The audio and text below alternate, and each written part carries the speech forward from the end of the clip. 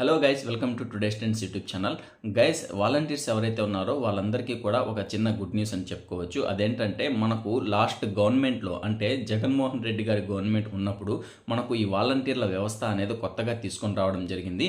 దానికి సంబంధించి 10th, inter, degree ఈ విధంగా క్వాలిఫికేషన్స్ అంటే ఎలిజిబిలిటీ క్వాలిఫికేషన్స్ కూడా పెట్టారు. దాని తగ్గట్టుగానే ఇంటర్వ్యూస్ చేసి ఈ వాలంటీర్స్ని తీసుకున్నారు.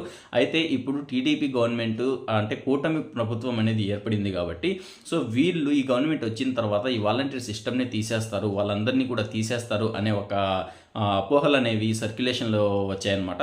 వాటన్నిటికీ కూడా చెక్ పెడుతూ అంటే ఈ వాలంటీర్ వ్యవస్థని తీసేము అని ఒక క్లారిటీ అనేది గవర్నమెంట్ తరపు నుంచి రావడం జరిగింది.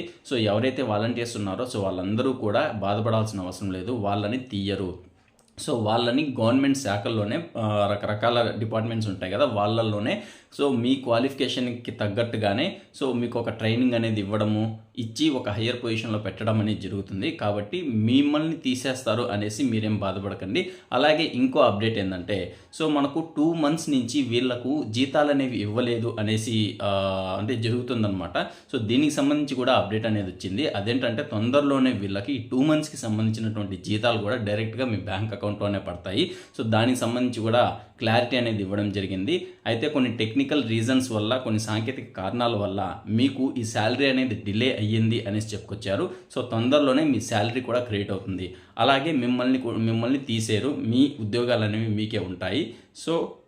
మీ క్వాలిఫికేషన్ని బట్టి కొంచెం హయ్యర్ పొజిషన్లో మీకు ట్రైనింగ్ అనేది ఇచ్చి వర్క్లో అనేది పెట్టుకోవడం అనేది జరుగుతుందన్నమాట. ఈ 2 అప్డేట్స్ అనేవి వచ్చాయి.